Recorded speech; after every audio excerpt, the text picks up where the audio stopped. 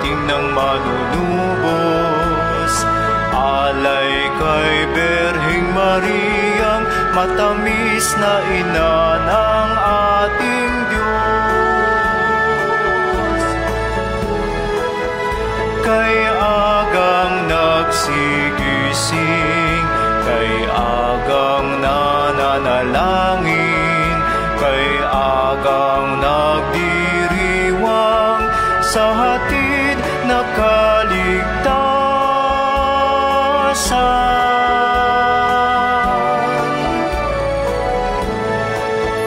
Ang simbang gabi pagdiriwang sa pagdating ng manunubos.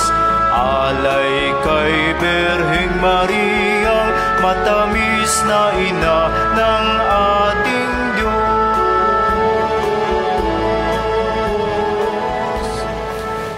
Sa ngalan ng Ama at ng Anak at ng Espiritu Santo. Amen. Ang pagpapala ng ating Panginoong Jesucristo, ang pag-ibig ng Diyos Ama, at ang pakikipagkaisa ng Espiritu Santo naway sumainyong lahat. At sumainyo rin. Mga minamahal na kapatid, tayo ngayon ay natitipon bilang isang sambayanan na nagpupuri at nagpapasalamat sa Diyos. Tampok sa Ebanghelyo ngayon si Jose na tinawag ng Diyos upang bigyan ng matatag na tahanan at proteksyon si Maria at ang sanggol. Bagamat nasaktan si Jose noong unang malaman nito ang kalagayan ng kanyang kasintahan, tinanggap din niya ang kalooban ng Diyos pagkatapos ipaliwanag sa kanya ng anghel ang misteryong bumabalot sa paglilihi ni Maria. Naway maging bukas ang ating mga kalooban tulad ni na Maria at Jose na maging mga instrumento ng Diyos sa kabila ng mga masalimuot na pangyayari sa ating buhay na kadalas ay hinahanapan natin ng kahulugan at saysay. Sa pagpapatuloy ng ating pagdiriwang, hilingin natin na maitulad natin ang ating mga kalooban ayon sa kalooban ng Diyos kasama ni Maria na ating ina. Aminin natin ang ating mga kasalanan upang tayo'y maging marapat gumanap sa banal na pagdiriwang. Inaamin ko sa makapangyarihang Diyos at sa inyo mga kapatid na luba akong nagkasala sa isip, sa salita at sa gawa at sa aking pagkukulang. Kaya isinasamo ko sa mahal na Birheng Maria, sa lahat ng mga anghel at mga banal, at sa inyo mga kapatid na ako'y panalangin sa Panginoong ating Diyos. Kaawaan tayo ng makapangyarihang Diyos, patawarin tayo sa ating mga kasalanan at patnubayan tayo sa buhay na walang hanggan. Amen. Panginoon, kaawaan mo kami. Panginoon, kaawaan mo kami. Kristo, kaawaan mo kami. Kristo, kaawaan mo kami. Panginoon, kaawaan mo kami. Panginoon, kaawaan mo kami. Gloria in excelsis Deo.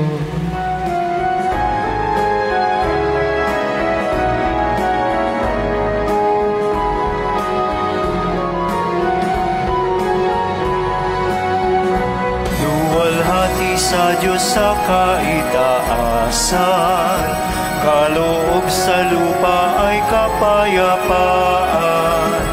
Pinupuri ka at ipinagdarangal, sinasamba ka dahil sa dakila mong kalwalhatian. Panginoon naming Diyos, Hari ng langit, Amang makapangyarihan, Panginoong Jesucristo, bugtong na anak ng Diyos, Kordero ng Ama. Ikaw na nag-aalis ng mga kasalanan ng sanlibutan. Tanggapin mo ang aming kahilingan, ikaw na nalulugtog sa kanan ng Ama. Maawa ka sa amin, ikaw lamang ang banal, Panginoon Jesucristo, kasama ng Espiritu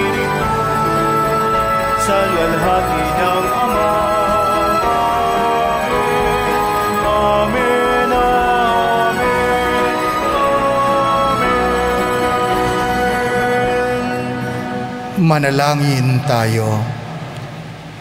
Ama naming makapangyarihan, niloob mong ang iyong salita na ibinalita ng anghel ay maging taong totoo sa sinapupunan ng mahal na Birhen. Ipagkaloob mong kaming sumasampalatayang siya'y ina ng Diyos ay matulungan niyang dumalangin sa iyo.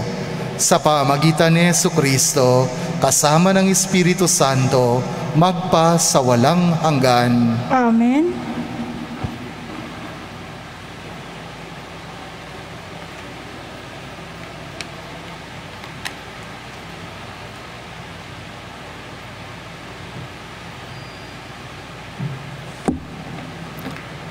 Pagbasa mula sa aklat ni Propeta Jeremias.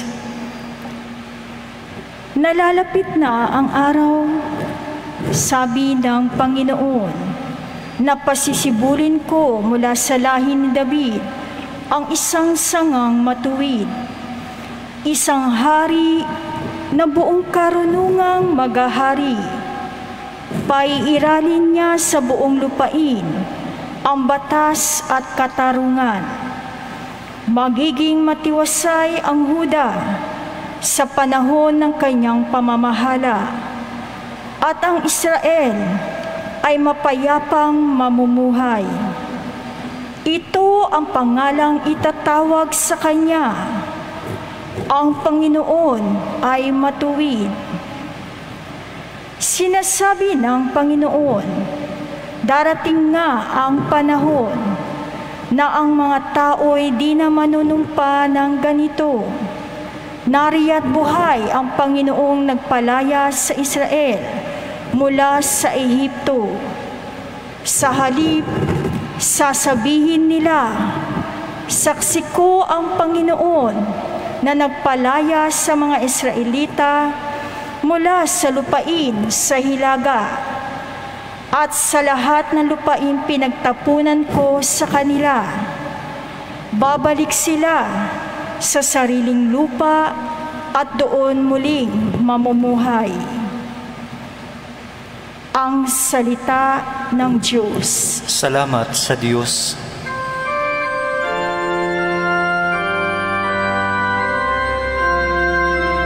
Mabubuhay siyang marangal at sasagana kailanman. Mabubuhay siyang marangal at sasagana kailanman. Turuan mo yaong haring humatol ng katuwiran. Sa taglay mong katarungan, O Diyos, siya'y bahaginan, upang siya'y maging tapat mamahala sa iyong bayan, at pati sa mahihirap, maging tapat siyang tunay.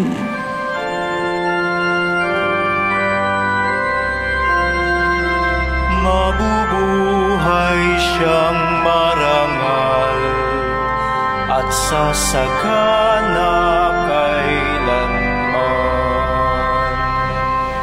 Kanya namang ililigtas ang sinumang tumatawag, lalo na yaong nalimot ng mga taong may hirap. Sa ganitong mga tao, siya'y lubhang nahabag. Sa kanila tumutulong upang sila ay maligtas.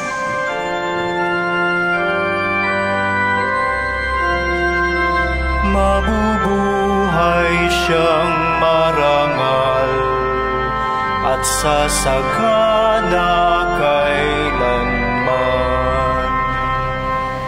Ang poong Diyos ng Israel, purihin ng taong madla. Ang kahangahangang bagay, tanging siya ang may gawa. Ang dakilang ngalan niya ay purihin kailanman, at siya ay dakilain nitong buong sanlibutan. Amen. Amen.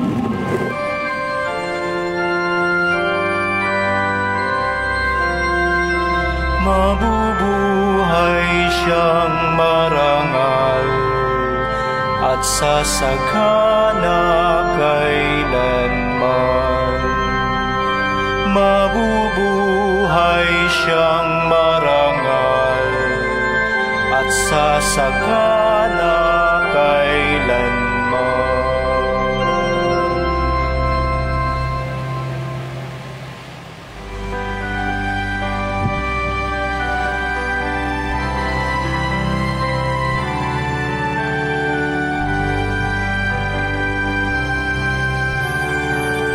Alleluia, alleluia, alleluia. Alleluia, alleluia, alleluia, alleluia. Namumuno ng Israel, nagbigay utos sa amin, halina't kami sagipin. Alleluia, alleluia, alleluia. Alleluia, alleluia, alleluia, alleluia. Sumainyo ang Panginoon. At sumainyo rin. Ang mabuting balita ng Panginoon ayon kay San Mateo. Papuri sa iyo, Panginoon. Ganito ang pagkapanganak kay Hesukristo. Si Maria na kanyang ina at si Jose na nakatakda ng pakasal. Ngunit bago sila nakasal, si Maria ay natagpuang nagdadalang tao. Ito'y sa pamamagitan ng Espiritu Santo. Isang taong matuwid itong si Jose na kanyang magiging asawa. Ngunit ayaw niyang mapahiya si Maria, kaya ipinasya niyang hiwalayan ito ng lihim. Samantalang iniisip ni Jose ito, napakita sa kanya sa panaginip ang isang anghel ng Panginoon. Sabi nito sa kanya, Jose, anak ni David, huwag kang matakot na tuluyang pakasalan si Maria, sapagkat siya'y naglihi sa pamamagitan ng Espiritu Santo. Manganganak siya ng isang lalaki, at ito'y pangangalanan mong Jesus, sapagkat siya ang magliligtas sa kanyang bayan sa kanilang mga kasalanan. Nangyari ang lahat ng ito upang matupad ang sinabi ng Panginoon sa pamamagitan ng propeta.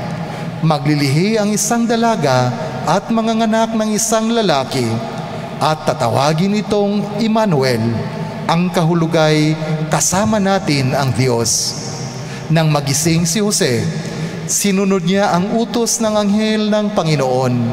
Pinakasalan niya si Maria, ngunit hindi ginalaw ni Jose si Maria hanggang sa may panganak nito ang isang sanggol na lalaki na pinangalanan niyang Jesus.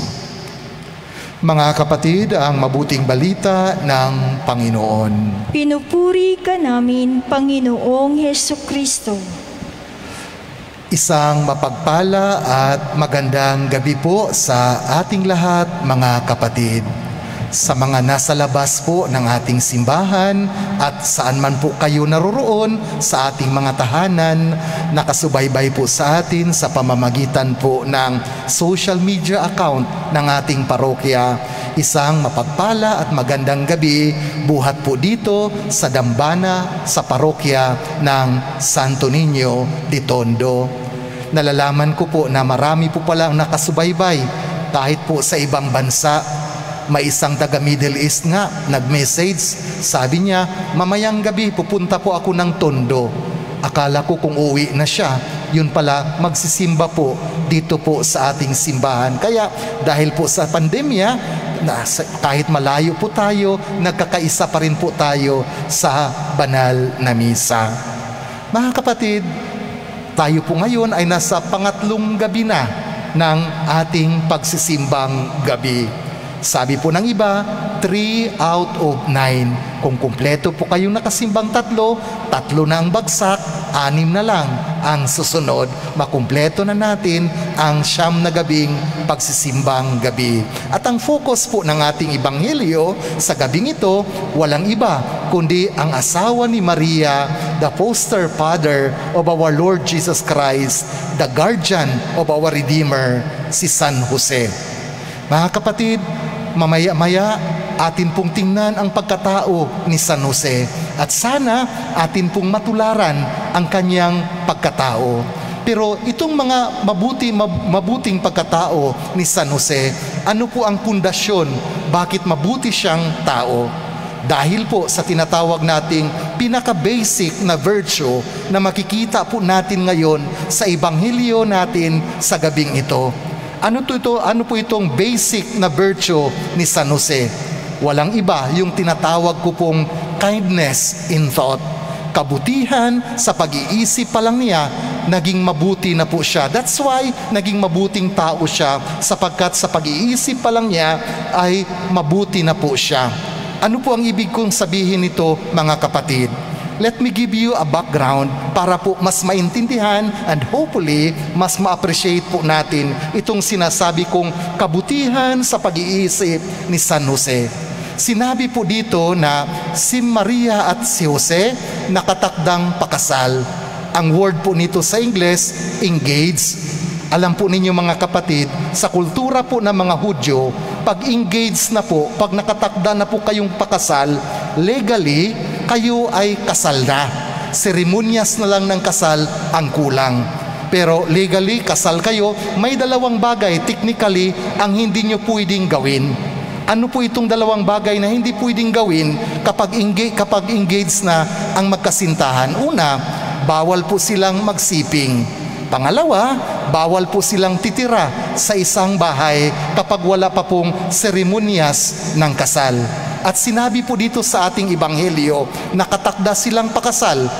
Hindi engaged sila, technically, legally, kasal sila, pero wala pa yung seremonyas ng kasal. Ano ngayon ang natagpuan ni San Jose? Nalaman niya na ang kanyang kasintahan, ikakasal na sila, pero buntis na si Maria. Sa mga lalaki po na andito, ano po kaya ang feeling na malalaman mo nakatakda ng kasal po ninyo, buntis ang iyong girlfriend at hindi ikaw ang may-ari? Natural, masasaktan ka po. Take note na ito pong ebanghelyo natin, hindi pa pumunta ang anghel kay San Jose para ipaalam ang plano ng Diyos. May mga theory po sa Biblia, sabi po nila, paano nalaman ni Jose na buntis na si Maria? Ang pinaka-probable daw po na theory ay ganito: pagkatapos na ang Anghel Gabriel ay pumunta kay Maria at sabihan na magbubuntis siya at ang kanyang ipanganganak ay anak ng Diyos, sabi po nila, itong theory na ito, si Maria ay pwedeng sinabihan ang kanyang nanay, si Ana. At itong si Santa Ana naman, pwedeng sinabihan niya si San Jose. That's why nalaman ni Jose na buntis na si Maria. At syempre, nasaktan po si Jose. Kaya ano po ang plano po niya? Ang plano niya, hiwalayan. And take note, nais ko lang pong i-advance po sa inyo yung word na andito. Nais niyang hiwalayan ito ng lihim. Quietly, tahimik, lihim. Bakit po mga kapatid? Dalawa pong bagay. Una, dito natin makikita ang kabutihan ng pag-iisip ni Jose. Unang bagay, bakit mabuti ang kanyang pag-iisip? Sapagkat kung ay paghihiganti ang isip ni Jose, ano ang kanyang gagawin? Kanyang ibalita sa madla, kanyang i-post sa kanyang Facebook. Ay, wala pa palang Facebook noon. Pwedeng ipangsabi niya sa mga kapitbahay, ay itong kasintahan ko si Maria buntis na at hindi ako ang tatay. Sapagkat maintindihan natin nasaktan po siya, hindi siya ang tatay. Ngunit ano ang sabi dito? Lihim lang niyang hihiwalayan si Maria. So isa po yan sa bagay, masasabi po natin ang kabutihan sa pag-iisip ni Jose. Ayaw niyang ipahiya si Maria kahit na siya ay nasasaktan. Pangalawa po mga kapatid, medyo malala po ito. Naaayon po ito sa batas po nila. I would like to invite you na pag-uwi po ninyo sa inyong bahay, basahin po ninyo, ulitin ko, basahin po ninyo ang aklat ng Deuteronomy chapter 22 verse 20. Deuteronomy chapter 22 verse 20. Ano po ang nakasulat dyan? Ang nakasulat po dyan ay ganito. At ito yung kultura, ito yung batas ng mga Hudyo nung kapanahunan ni Jose na pinapractice nila.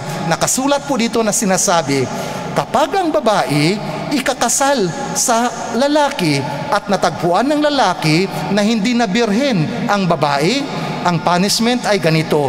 Kakalad ka rin ang babae sa bahay ng kanyang ama at babatuhin siya ng kalalakihan hanggang sa mamatay. Ganyan kahigpit ang kanilang batas, mga kapatid. So yan ang pangalawang bagay bakit nasabi kong kabutihan ng pag-iisip ni San Jose. Sapagkat kung hindi siya mabuti, ay sasabihin niya, ayon sa ating batas, itong aking kasintahan, buntis na, halika, kalad ka rin natin siya, patayin natin, batuhin natin siya hanggang mamatay. Maisingit ko lang po ang batas na ito. Naalala ko lagi pag every time ito ang mapag-usapan, naalala ko yung aking lola nung siya ay nabubuhay pa. Yung aking lola, lagi ko pong binabara siya sapagkat ang kanyang ugali, hinahambing niya yung panahon natin ngayon kaysa panahon nila. One day nag-usap kami, sabi ng lola, alam mo apo, hindi pa siya nakatapos, binara ko na kagad siya. Sabi niya, alam mo apo, nung kapanahunan namin? Sabi ko, opo lola, alam ko na po, yung kapanahunan ninyo, nakasalawa lang po ang lahat ng tao. Walang panty, walang brief, nakasalawa lang po kayo. Dinugtong po ni lola na nasyak ako. Opo apo, nakasalawa lang kami. Pero ang babae, hindi basta-basta nabubuntis. Ang kapanahunan ninyo ngayon, kahit anumang kahigpit ang suot ng babae, madaling mabuntis ang mga babae. Natahimik po ako, dumugtong pa ang lula. Sabi niya, nung kapanahunan po namin, bago po magpakasal ang babae at lalaki, tinitingnan po nila yung kalendaryo. Kung ano ang araw na bilog ang buwan, yun po ang laging maraming nagpapakasal. Sapagkat sabi niya, pag bilog ang buwan na ikasal ka, maswerte po yan. Kaya pinag-aagawan po nung kapanahunan na yon ang kabilugan ng buwan. Dugtong panilula, sabi niya, ngunit sa kapanahunan ninyo ngayon, ano ang nangyari? Hindi po ang kabilugan ng buwan, ang kabilugan ng tiyan ang tinitingnan bago magpakasal, sapagkat yan po ang inaantay ng mga babae at lalaki. Pabilugin muna ang tiyan, hindi po ang buwan. Sabi ko sa lula ko, tama po lula, ganyan po talaga ang nangyayari ngayon sapagkat yan na po ang uso ngayon. So, isiningit ko lang po ang kwentong yan sapagkat naalala ko lang po yung lola ko. So, itong dalawang bagay na ito mga kapatid, masasabi po natin na kabutihan ng pag-iisip si San Jose. Kaya ang sabi po dito, tahimik na hiwala niya si Maria. Ayaw niyang masaktan si Maria, ayaw niyang mapahiya si Maria, kaya lihim na lang niyang hihiwalayan si Birheng Maria. At ano ang nangyari? Dumating na ang anghel, sinabihan na ng anghel si Gabriel, Anghel Gabriel, si San Jose, na itong pagbubuntis ni Maria, it is because of the plan of God, it is because of the intervention of God. At ano ang nangyari? Nung marinig ni Jose na plano pala ito ng Diyos, nung magising siya, according to our gospel, pinakasalan niyang tuluyan si Maria at dinala niya sa kanyang bahay. At ng mga anak, si Birheng Maria, pinangalanan itong Jesus. Mga kapatid, bakit po nangyari ang plano ng Diyos? Dahil po, ang unang makikita po natin sa kabutihan ng pag-iisip ni Jose. Just imagine kung nagsabi si Jose, ayaw kong pakasalan si Maria, hihiwalayan ko pa rin siya. Ano kaya? Natupad kaya ang plano ng Diyos? But dahil sa kabutihan sa pag-iisip ni Jose, nangyari ang plano ng Diyos. Mga kapatid, ano po ang mensahe nito para sa atin? Unang bagay, ito pala mahalaga po na sa ating pag-iisip, maging mabuti na po tayo. Ano pong ibig sabihin ng kindness in thought? Tiningnan ko po kanina sa diksyonaryo, ang ibig pong sabihin ng kindness in thought, you are thinking of the good of others. Ang iniisip mo, yung kabutihan ng iyong kapwa. Kaya mahalaga po ito na sa ating pag-iisip pa lang, ang iniisip mo na yung kabutihan ng iyong kapwa, ng iyong kakilala, ng iyong kapamilya. Pangalawa po mga kapatid, pangalawang bagay na mahalaga po dito, because sa pag-iisip po natin, we are free po tayo na isipin ang anuman nating pwedeng isipin. Walang kahit sinong tao ang pwedeng magdikta sa atin, at ito ang bagay na nakadistinguish sa atin sa ibang nilalang. Ang mga halaman at mga hayop, walang pang-iisip. Tayong mga tao ay may pang-iisip. Sabi nga po, animals move by instinct, but people move because of their thinking. Dahil nag-iisip po tayo. Kaya mahalaga na sa ating pag-iisip, tayo ay makapag-isip ng mabuti. Kaya sabi ko kanina, we are free to think kung ano man ang nais po nating isipin. Halimbawa ngayon, kung ano ang iniisip po ninyo, libre po kayo.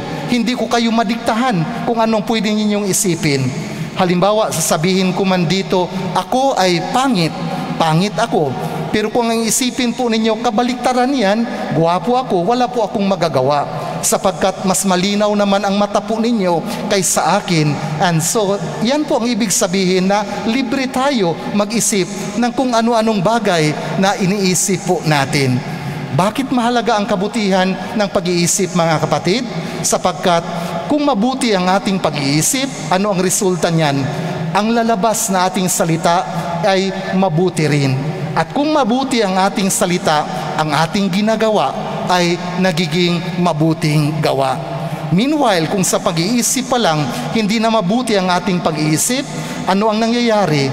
Ang mga salita na lumalabas sa ating bibig ay hindi rin po mabuti, and kadalasan yung ginagawa po natin hindi na rin mabuti. So we have to be good in thought so that our words will be good and our actions will be good. Yan po ang mensahe ni San Jose. Huling punto na lang po mga kapatid, baunin po natin si San Jose sa ating pagbalik sa ating bahay. Yung salitang Joseph, J-O-S-E-P-H. Nilagyan ko po ito ng meaning kanina. Ano pong sa ibig sabihin ng letter J? At sana mangyari po ito sa ating buhay sa pag-uwi po natin. Ibig sabihin ng letter J, just, tuwid. Sinabi kanina sa Ebanghelyo, si San Jose, isang matuwid na tao. Sana maging matutuwid din tayo na mga tao because of our kindness in thought. Just, letter O, obedient. Lagi niyang sinusunod ang kalooban ng Diyos. No? I-advance po natin ang kwento natin nung ipinanganak na ni Jesus. Si Jesus, sinabihan naman siya ng anghel, Jose, dalhin mo si Maria at ang bata papunta sa Ehipto.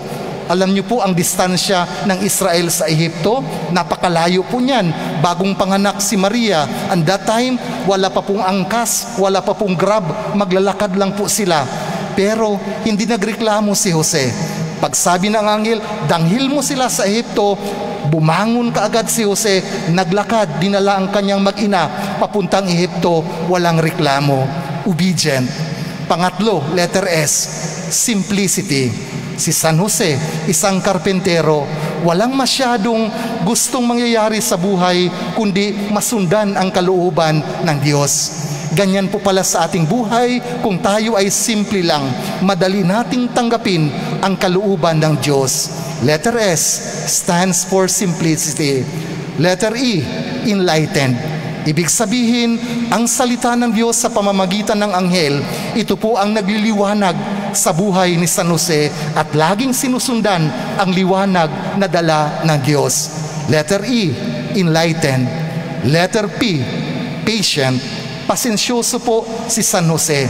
Kaya kahit na yung mga nakikita po niyang mga pagbabago sa kanyang buhay, mapasensya siyang sinasabayan ito, mapasensya siyang sinusunod ang kalooban ng Diyos. At ang panghuli, humble, mapakumbaba si San Jose. Lagi po siyang nasa background. Basahin po ninyo mga kapatid ang Ebanghelyo. Kahit isang salita, wala pong nakasulat na sinabi ni San Jose. Hindi naman po ibig sabihin na hindi siya marunong magsalita, kundi andyan lang po siya, background, humble, mapakumbaba. Alam po ninyo, kung tingnan po natin yung mga estampita, yung mga picture, bihira lang po makumpleto yung banal na pamilya. Ang popular, ang sikat po sa atin, si Maria na dala-dala ang batang si Jose. Bibihira po natin makita na kumpleto yung tatlo. Isa lang po ang nakita kong dahilan, because humble, mapakumbaba si Jose. Siya po lagi ang nagpipicture because during that time, wala pang selfie. Kaya ang nangyari, andun lang siya, hindi nakikita, pinipicturan lang niya ang kanyang mag-ina. Kaya hindi po natin siya masyado mapapansin, hindi po natin siya masyado nakikita because mapakumbaba, humble. Ulitin ko lang po mga kapatid at naway baunin po natin. Letter J, ano po yon? Very good, just, nakikinig. Letter O, obedient. Letter S, simple or simplicity. Letter E, enlightened. Letter P, patient. And letter H, humble. Magsitayo po tayong lahat. Naranasan ng tao ang awa at pag-ibig ng Ama sa katauhan ni Jesus na Emmanuel, ang Diyos na nasumaatin. Buong pagtiwala nating ilapit sa Kanya ang ating pagsusumamo at panalangin. Ang atin pong itutugon, Panginoon, dinggin mo ang aming panalangin. Panginoon, dinggin mo ang aming panalangin.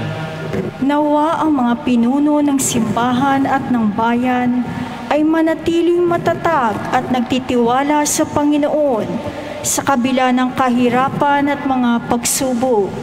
Manalangin tayo sa Panginoon. Panginoon, dinggin mo ang aming panalangin.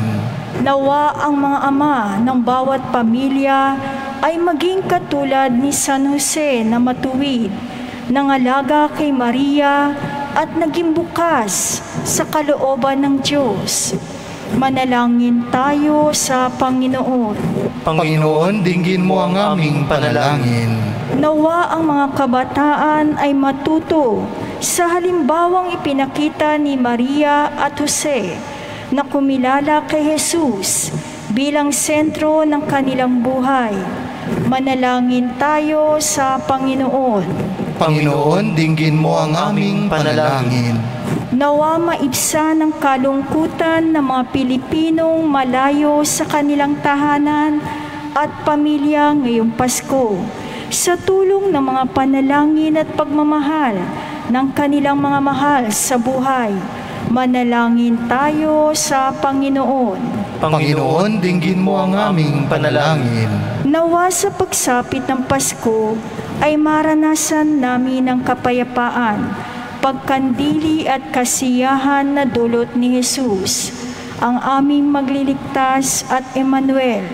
Manalangin tayo sa Panginoon. Panginoon, dinggin mo ang aming panalangin. Tahimik nating idalangin ang ating mga sariling kahilingan.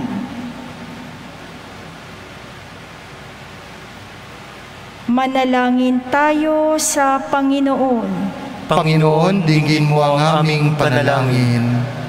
Ama naming makapangyarihan, pakinggan mo ang panalangin ng iyong mga lingkod. Sa aming pag-asa at paghihintay sa pagdating ng iyong anak, naway punuin mo kami ng kapayapaan at kasiyahan sa pamamagitan ni Kristong aming Panginoon. Amen.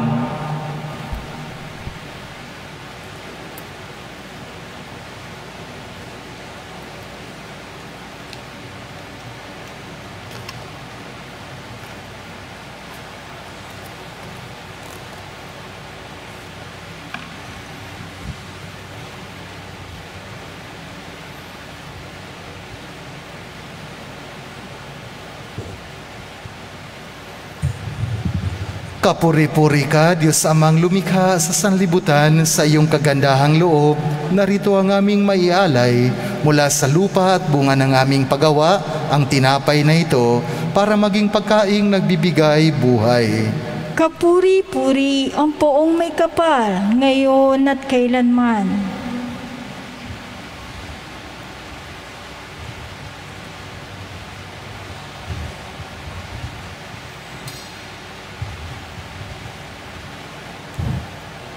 Kapuri-puri ka, Diyos Amang lumikha sa sanlibutan, sa iyong kagandahang loob. Narito ang aming maialay mula sa katas ng ubas at bunga ng aming paggawa, ang alak na ito, para maging inuming nagbibigay ng iyong espiritu. Kapuri-puri ang poong may kapal, ngayon at kailanman.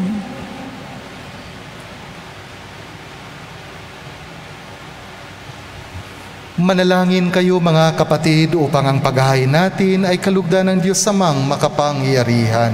Tanggapin nawa ng Panginoon itong paghahain sa iyong mga kamay, sa kapurihan niya at karangalan sa ating kapakinabangan at sa buong sambayanan niyang banal.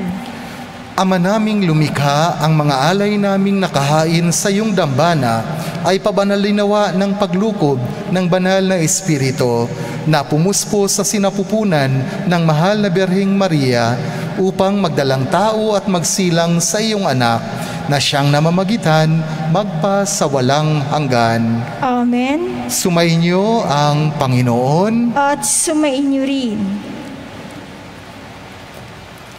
Itaas sa Diyos ang inyong puso at diwa. Itinaas na namin sa Panginoon. Pasalamatan natin ang Panginoong ating Diyos. Marapat na siya ay pasalamatan. Ama naming makapangyarihan, tunay ngang marapat na ikaw ay aming pasalamatan sa pamamagitan ni Jesucristo na aming Panginoon. Ang pagsusugo mo sa Kanya ay ipinahayag ng lahat ng mga propeta. Ang pagsilang niya ay pinanabikan ng mahal na Birheng kanyang inang tunay sa kapangyarihan ng Espiritong Banal. Ang pagdating niya ay inilahad ni San Juan Bautista sa kanyang pagbibinyag. Ngayong pinaghahandaan namin ang maligayang araw ng kanyang pagsilang, kami nananabik at nananalangin lubos na makaharap sa kanyang kadakilaan. Kaya kaisa ng mga anghel nagsiawit ng papuri sa iyo nang walang humpay sa kalangitan. Kami nagbubunyi sa iyong kadakilaan.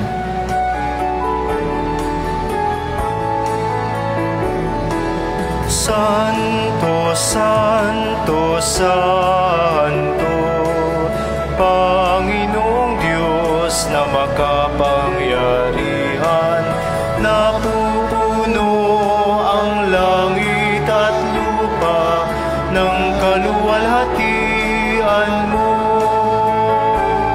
Hosanna, Hosanna sa kaitaasan, Hosanna, Hosanna sa kaitaasan. Pinagpala ang naparirito sa ngalan ng Panginoon. Hosanna, Hosanna sa kaitaasan, Hosanna, Hosanna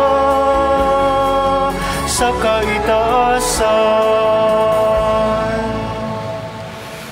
Ama naming banal, ikaw ang bukal ng tanang kabanalan, kaya't sa pamamagitan ng iyong Espiritu, gawin mong banal ang mga kaloob na ito upang para sa aming maging katawan at dugo ng aming Panginoong Hesukristo.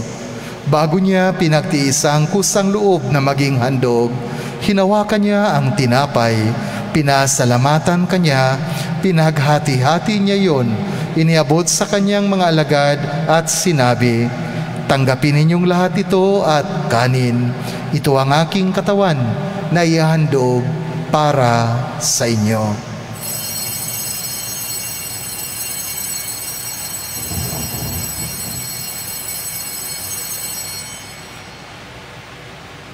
Gayon din naman nung matapos ang hapunan, hinawakan niya ang tinapay, inawakan niya ang kalis, muli kanyang pinasalamatan, iniabot niya ang kalis sa kanyang mga alagad at sinabi, "Tanggapin ninyong lahat ito at inumin. Ito ang kalis ng aking dugo, ng bago at walang hanggang tipan, ang aking dugo na ibubuhos para sa inyo at para sa lahat, sa ikapagpatawad ng mga kasalanan. Gawin ninyo ito sa pag-alala sa akin."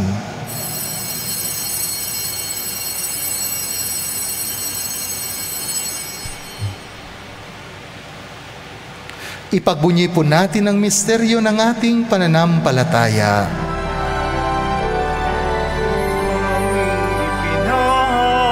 Ipinahayag na namatay ang iyong anak, nabuhay bilang Mesiyas at sa wakas, para mahayag sa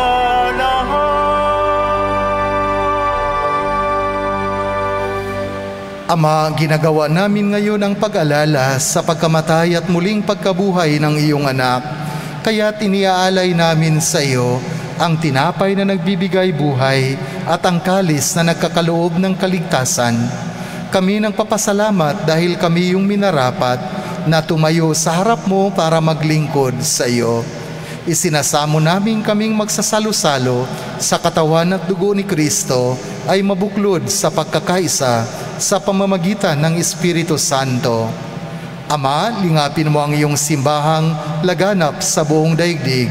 Puspusin mo kami sa pag-ibig, kaysa ni Francisco na aming Papa at ni Broderick na aming tagapangasiwa at ng Tanang Kaparian.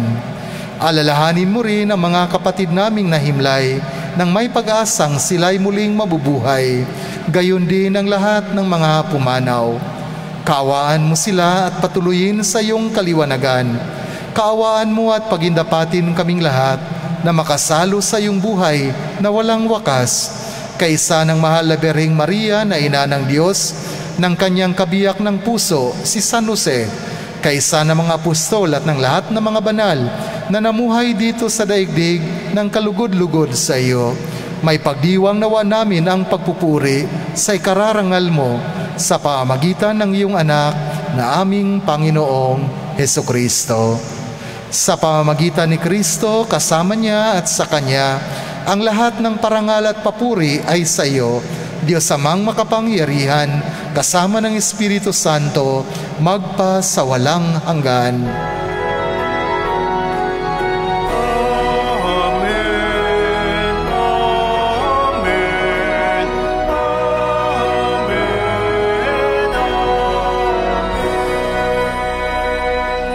Sa tagubilin ang mga nakagagaling na utos at turo ni Jesus na Panginoon natin at Diyos, ipahayag natin ng lakas loob.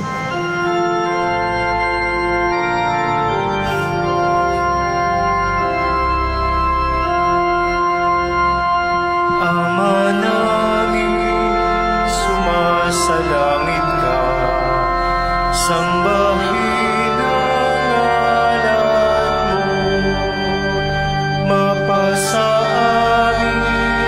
ang kaharian mo, sundin ang loob dito sa lupa para ng sa langit.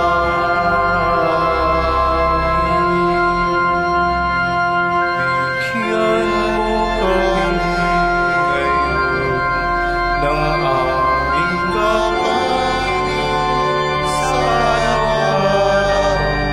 at patawarin mo kami sa aming mga sala, para ng pagpapatawad namin sa nagkakasala sa amin, at huwag mo kami ipahintulot sa tukso, at iadya mo kami sa lahat ng masama.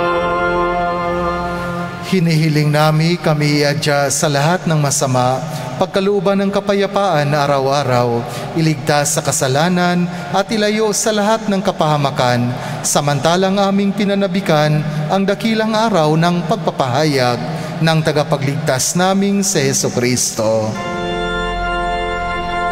Sapagkat sa'yo nagmumula ang kaharian at kapangyarihan at kaluwalhatian, magpasawalang hanggan.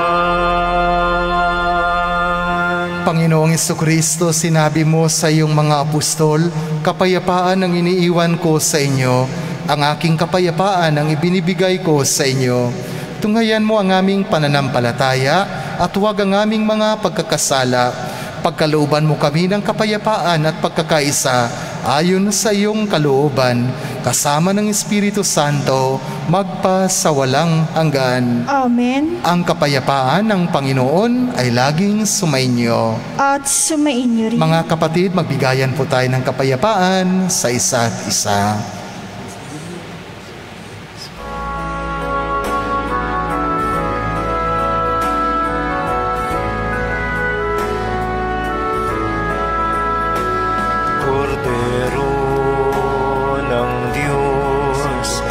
Nag-aalis ng mga kasalanan ng sanlibutan, maawa ka. Kordero ng Diyos, na nag-aalis ng mga kasalanan ng sanlibutan, maawa ka.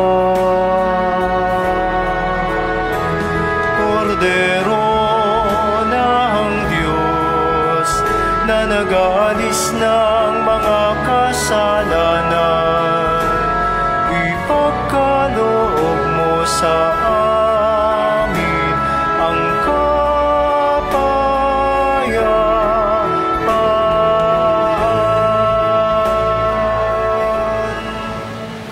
Mga kapatid, ito ang ating Panginoong Jesucristo. Ito ang Kordero ng Diyos na nag-aalis ng mga kasalanan ng sanlibutan.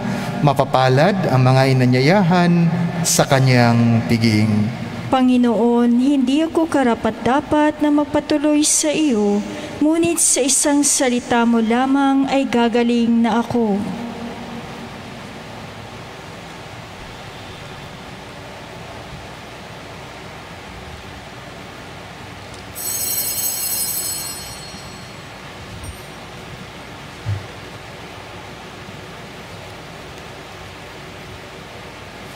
Ang katawan ni Kristo.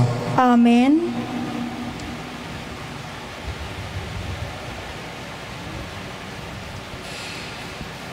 Pangkaluluwang pakikinabang. Panginoong Hesus, ako ay naniniwala na ikaw ay nasa kabanal-banalan sakramento. Iniibig kita ng higit sa lahat at ninanasa kong tanggapin ka sa aking kaluluwa. Sapagkat sa mga sandaling ito, hindi kita matatanggap sa sakramento. Tumuloy ka sa Espiritu sa aking puso. Niyayakap kita na parabang naririto ka na at inaalay ko ng buong-buo ang aking sarili sa iyo. Huwag mong hayaang mawalay ako sa iyo. Amen.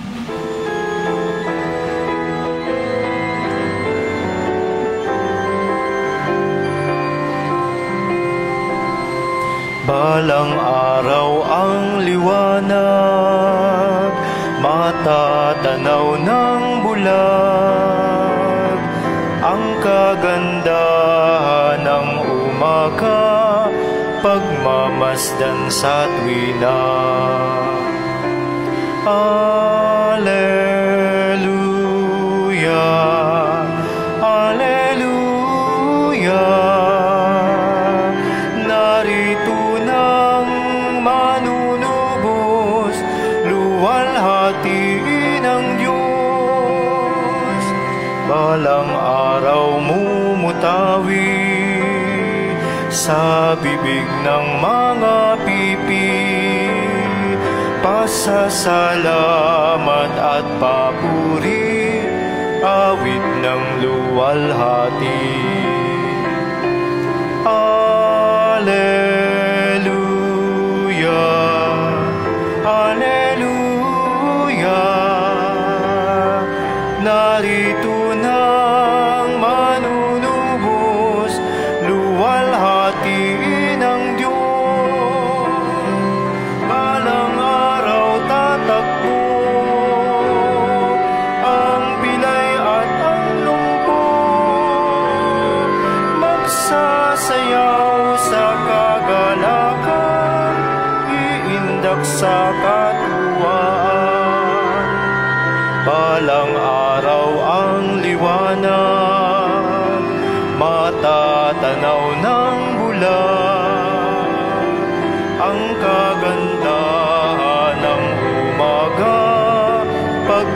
masdan sa tuwina. Alleluia, Alleluia, narito nang manunubos, luwalhati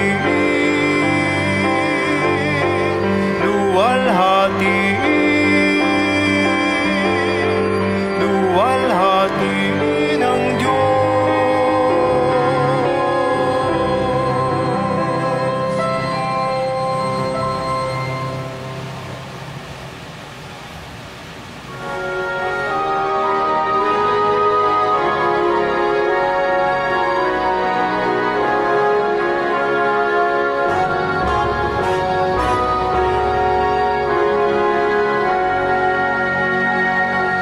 Angels we have heard on high, sweetly singing o'er the plains, and the mountains in reply echo back their joyous strain.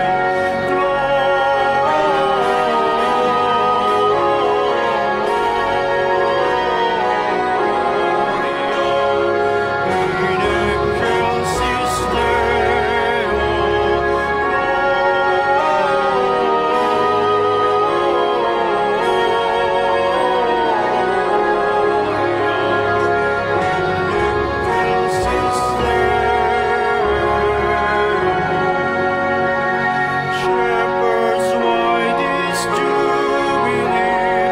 Why your joyous strain prolong? Say what may the tidings be, which sings by your heavenly song.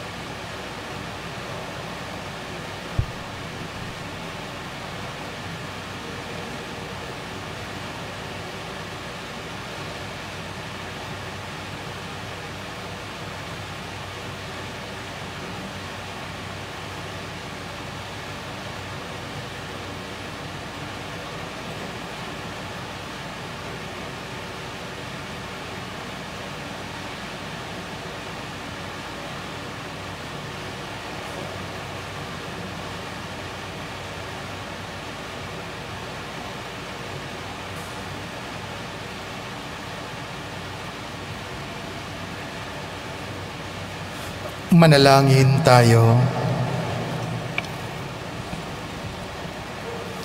Ama naming mapagmahal, sa aming pagsasalo sa banal na hain, lagi nawang madama ang iyong kagandahang loob upang kami magkamit ng kaligtasan, pakundangan sa pagkakatawang tao ng iyong anak, ngayong aming ginugunita ang kanyang ina, sa pamamagitan din ni Hesukristo, kasama ng Espiritu Santo, magpa sa walang hanggan.